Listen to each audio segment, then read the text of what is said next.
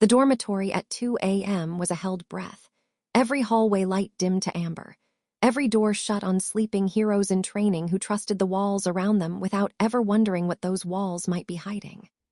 Ochako led Toga through the service entrance she'd found months ago while chasing a moved recycling bin. A door that stuck if you didn't lift the handle just so. And she felt each footstep on the concrete stairwell like a confession she hadn't decided to make yet. "This is insane," Toga whispered, though she was grinning again, some of her color coming back now that the bleeding had slowed to a manageable ache.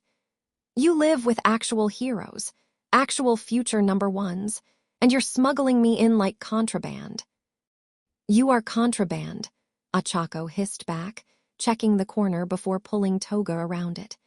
"Extremely dangerous, illegal contraband who needs to stop talking until we're inside."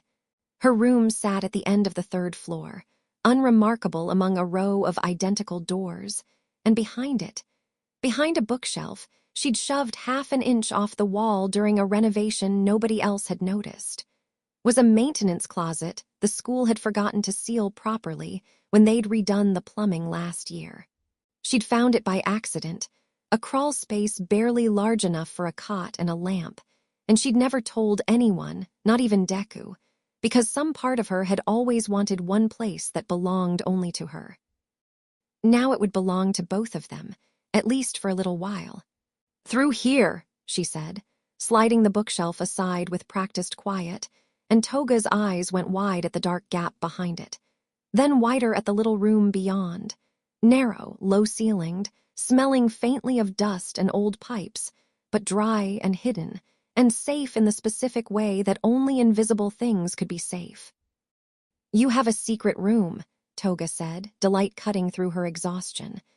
"Ochako-chan, you absolute criminal. Get in before someone hears you being delighted about it."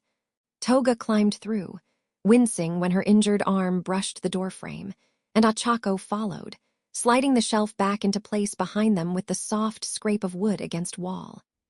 The lamp cast everything in low gold, softening the crates and pipe fixtures into something almost cozy, and for a moment neither of them spoke, listening to the building settle around their secret like water closing over a dropped stone. "You could get expelled for this," Toga said eventually, sitting carefully on the edge of the cot. "Not just in trouble, actually thrown out, everything you've worked for." "I know. You keep saying that like it doesn't scare you." "It scares me plenty." Ochako knelt in front of her, checking the bandage in better light, frowning at how the cloth had already gone stiff with drying blood. "I just decided a while ago that scared isn't the same as wrong." Toga watched her work, something unreadable moving behind those sharp yellow eyes. "Nobody's ever done something like this for me. Not once. Not in my whole life."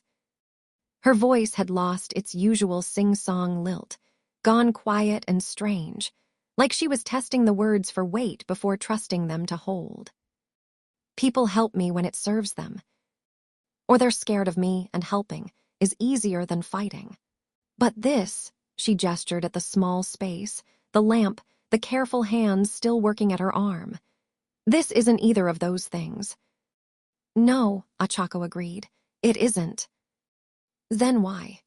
Ochako sat back on her heels, considering the question the way she considered exam problems, turning it until she found the true shape of her answer. "Because I keep waiting for the moment I regret knowing you, and it hasn't come.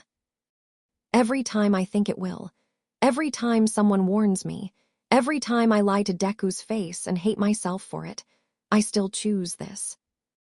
I still choose you. So either I'm making the worst mistake of my life, or I've been telling myself the wrong story about who gets to matter to me."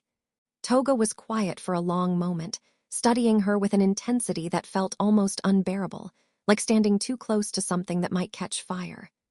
"You're going to ruin me," she said finally, and there was no threat in it, only something soft and frightened and entirely unfamiliar on her face. "I had rules. Don't get attached. Don't need anyone who could walk away and take everything with them. You're breaking every single one and you don't even know you're doing it." "Maybe I do know," Ochako said. Maybe I'm breaking my own rules too. The silence that followed wasn't heavy. It was the kind that came after truth had been spoken plainly, with nowhere left to hide it. Ochako finished retying the bandage, her fingers lingering a moment longer than the task required, and Toga let her, watching with an expression Ochako hadn't seen before. Not hunger, not mischief, but something achingly close to hope. "You should sleep," Ochako whispered. "I'll bring food in the morning before training. Nobody comes down this hall before 6. And if someone finds me, then I'll say I was keeping a stray." She managed a small smile, though her chest ached with everything unsaid beneath it. "Everyone knows I've always had a soft spot for strays."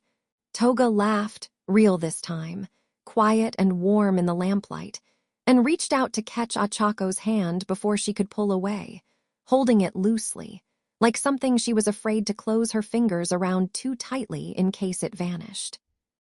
"Stay a little longer," she said, and it wasn't a demand, wasn't even quite a request. Just an offering, fragile and honest, set down between them in the dark. Ochako stayed,